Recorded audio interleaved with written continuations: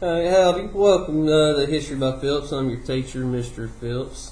You're watching part 2 of the Spirit of Independence lecture series. If you caught from the last video, we talked about the French and Indian War. The French and Indian War was fought between England and France over this right here. Sorry, confused my camera. Over this is what we like to call the Ohio River Valley.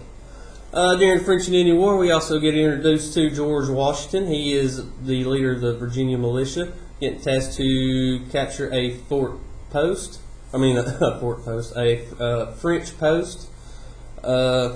He gets captured. He ends up getting released back to England for like a prisoner exchange. But England ends up winning the war. England now has control of pretty much all of this, all the stuff France used to own. England owns now, and Canada. But while this was going on, Spain took the opportunity while England and France was going to war. Pretty much everything west of the Mississippi River, Spain is pretty much discovered and starting to colonize. So pretty much now, up to the Mississippi River is the English colonies, the English land claims, and everything west of the Mississippi River is going to be Spanish land claims. But with that, we'll talk about the aftermath of the French and Indian War.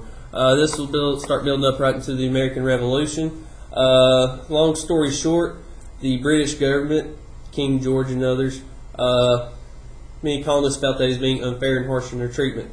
We'll talk about that today. But let's kick off where we left off yesterday. Yesterday we did mention a little bit something about some Tennessee history. The Fort Loudoun Massacre, essentially what it was, is part of the theme at the time, Indians raiding these English settlements that are on the outposts at the west of the Appalachia, especially here in Tennessee, Kentucky, Virginia, stuff like that. But the one at Fort Loudoun is notable from Tennessee. But you have this happening up and down the Appalachian region. The settlers they have, I don't know, this fighting spirit in them. I don't know what you want to call it. This, I don't know, just in them. And but they've already built their houses. They've already established their churches. They're raising their families, their farms and stuff. This is not like they're trying to take large swaths of land either. Well, this is subsistence farming, meaning they just raise enough for their own. They're not trying to make money or anything like that. They're just trying to live and start their own life. But at the end of the French and Indian War, the British government had to make some claims or settle some issues, because every war comes with issues. First is you have to pay for that war. All wars cost money. And second, you have to help keep the peace. And one way the British government tried to keep the peace with the Indians throughout the area was passing the Proclamation of 1763. I've mentioned this several times. But pretty much the Proclamation of 1763 states that no English colonists can settle west of the Appalachian Mountains. Problem with that, though, is a lot of this war that took place happened west of the Appalachians, especially around the Great Lakes area. So they fought the French west of the Appalachians. They fought the Indians west of the Appalachians. Some started to settle in the Appalachians and west of them. And now all of a sudden you have this law saying you're not to live there no more. These colonists are like, yeah, King George, I've kind of already built my house. I've already planted this year's crop. I ain't moving, buddy. Sorry. But it's not happening. To enforce this policy, however, King George, he would send 10,000 troops to enforce this law. These troops would be stationed all up and down the eastern seaboard, or the east coast, the eastern seaboard, all through this area. Make sure settlers wasn't trying to go west. Now, yes, there were some that squirted through. The Appalachians are huge. You can't control it all. But for the most part, the colonists were technically breaking the law, criminals, if they were living west of the Appalachians. So this made a lot of folks angry. But what made even more colonists angry was the tax situation.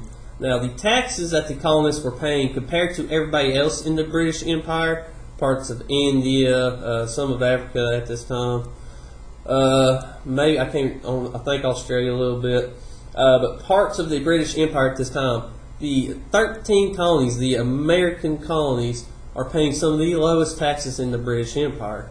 But England felt like they needed to pay this tax because they helped fight this First World War on their behalf. I like to call it the First World War because it's fought on multiple continents. But yes, pretty much a lot of money got spent into winning the battles over here and in Europe. So they felt it was only right that the colonists would help pay their share since this war was kind of fought for them. So they taxed them a little bit. Now, the colonists, they weren't angry at the price of the tax so much, but the connotations behind it, meaning you're taxing us, but you're not letting us participate in government. Meaning you're not letting us send folks to help contribute to making laws. You're not letting us help pick our own officials. We have to wait for somebody from England, some random governor that you elect to come from England to Virginia, to North Carolina, to Massachusetts, that have no idea what's going on here, to tell us what to do. Why can we not participate in government? Why do we have to pay the government but not participate? This sentiment can be found throughout the colonies. No taxation without representation. That's what that means. Do not tax us if we cannot help contribute to government.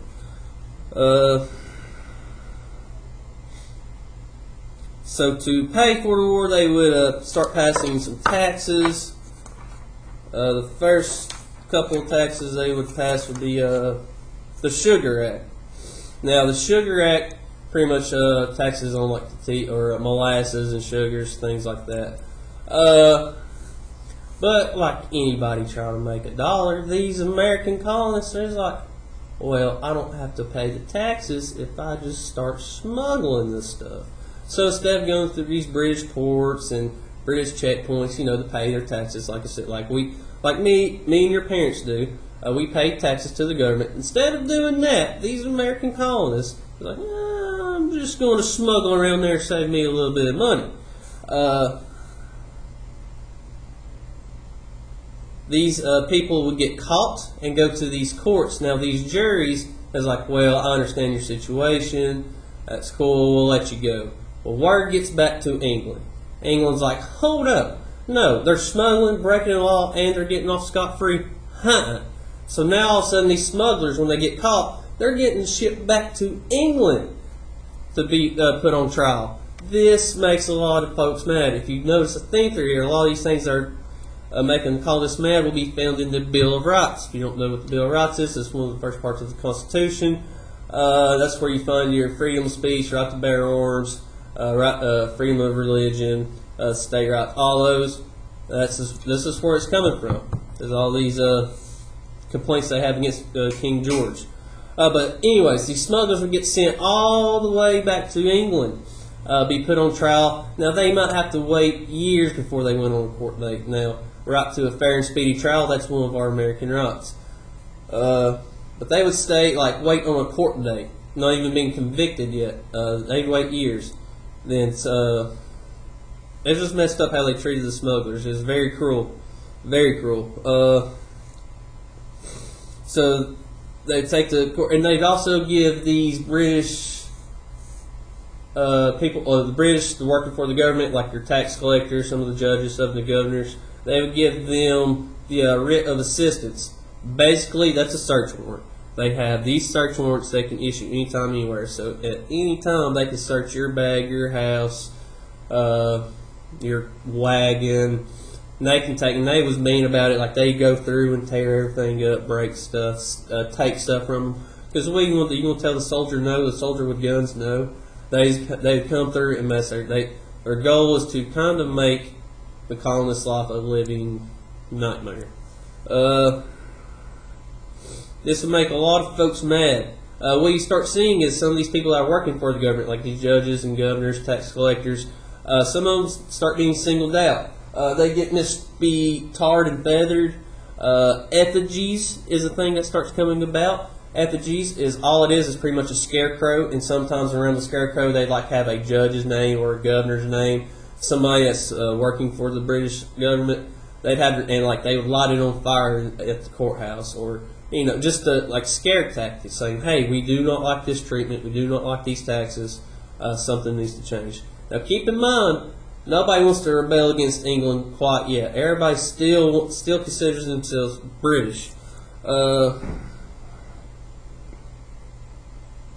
So to ease it, never mind. So to help kind of navigate all this, England passed the Townshend Act, pretty much saying, "Hey, we can't really tax these colonists. Like we'll just tax it at the ports before they even know about it." Colonists catch wind of it, they get even angrier, so on and so forth. But right now, you have the British government trying to figure out a way to pay off the debt from the French and Indian War. Taxes is usually the way to do it, but the problem with this is the colonists do not like being taxed without being represented in government. They hate it. They don't like it. Any tax the government passes, they will not like. They're going to throw a hissy fit about, even though their taxes are the lowest out of all the British Empire. The idea that they have to pay tax without getting to contribute to government angers them.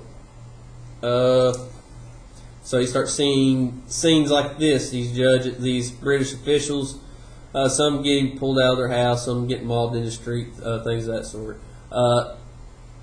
You can feel the tension in the air. There's something brewing. Things are not going well. One area in particular that does not like this whatsoever is Boston. Boston just is like, "Hey, King George, we're already tired of your crap. We don't like it. No, we don't like the taxes. We don't like these soldiers coming through, searching everything, telling us, like, just being rude, messing with our lives." Boston does not like King George at the moment. So Boston, there's like kind of like protests in the streets about every other, or like throughout the days and stuff. Kind of like how you see it today with this election coming up. You see some protests here and there and stuff like. That's kind of the scene in Boston. You got these protests going on. Then all of a sudden, on March 5th, 1770. Something known as the Boston Massacre occurs. What the Boston Massacre is pretty much the British soldiers firing into the Bostonian crowd, killing several citizens. Now, as a historian, I like to pause on this moment in history for a moment. Either way you look at it, the Boston Massacre is a government that killed its own citizens. Now, whether these soldiers right here were in the right or not, you still have a government killing its own citizens. That's never good. If you're trying to avoid a rebellion, this is a bad way to do it. Kill your own citizens. I bet your rebellion might happen. Hint, hint, wink, wink. American Revolution. But let's pause on this. This is where we start seeing propaganda forming. But propaganda. And many of the newspaper stuff getting circulated throughout the colonies, this is what they see in the newspapers. Now, what do you notice in this picture? Well, for me personally, I notice it seems like these soldiers are well organized, trained. It looks like you have an officer giving commands here. Ready, aim, fight. This looks like a deliberate attack, right? Hold that thought. This is the British loyalist perspective.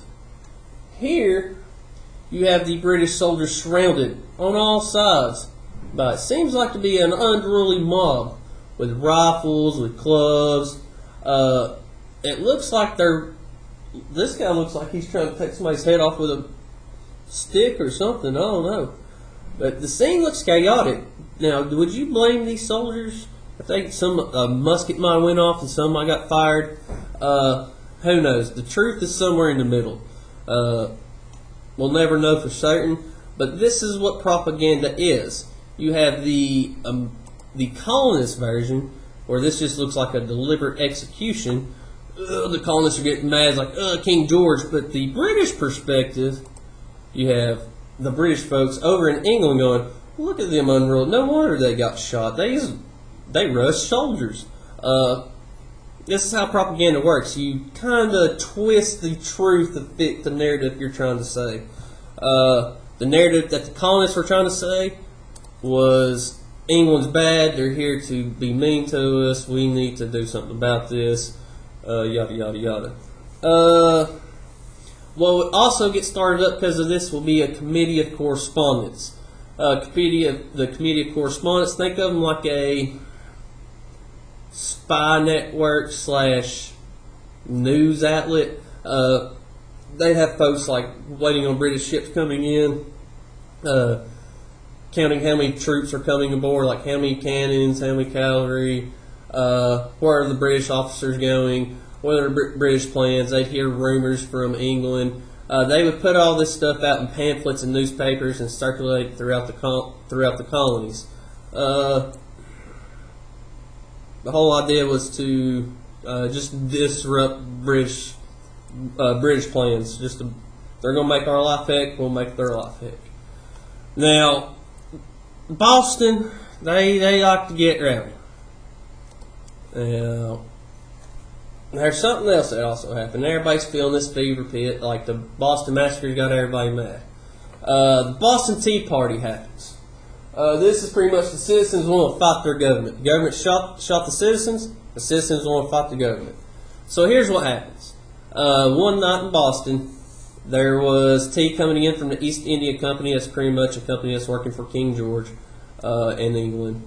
They have a shipment of tea. They bring about close to 340, 350 chests of tea. Now, the Sons of Liberty, they've been helping out with the Committee of Correspondence and all that. The Sons of Liberty, I'm sure you might have heard some of them. Paul Revere, Midnight Ride, I'm sure everybody's heard of that.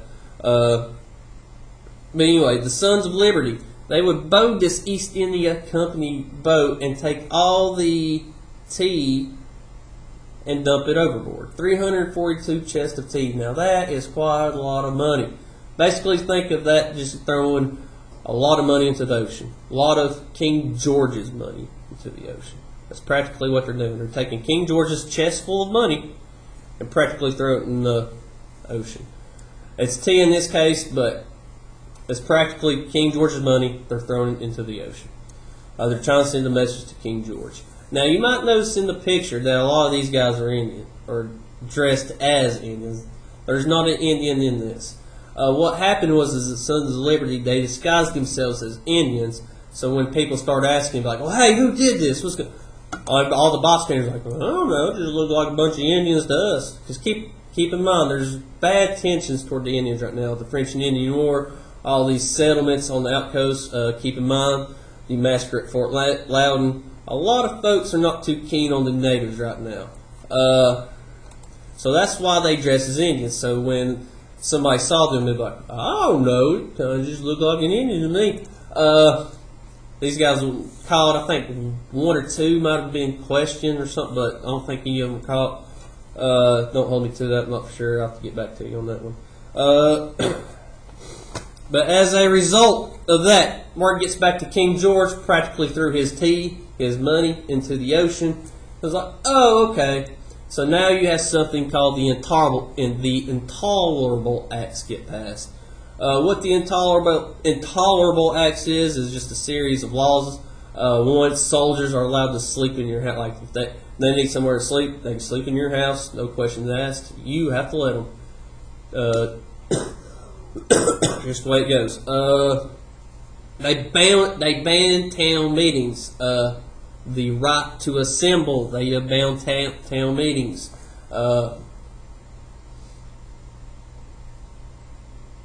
And they shut down Boston altogether. King George just shut it down. He's like, you know what?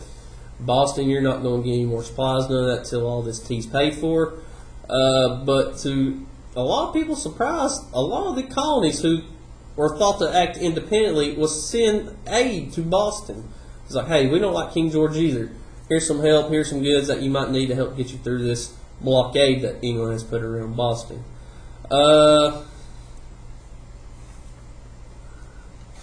Tomorrow we'll talk about some of the literature that's been going around.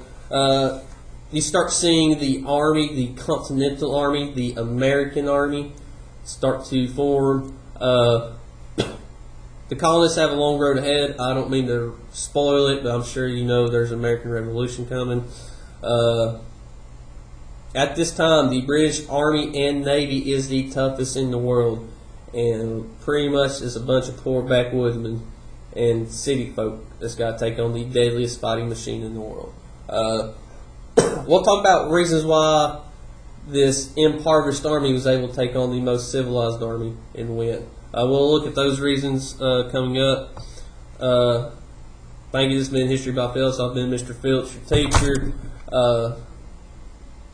If you got questions, you know how to get a hold of me. But until then, I hope everybody stays safe and peace.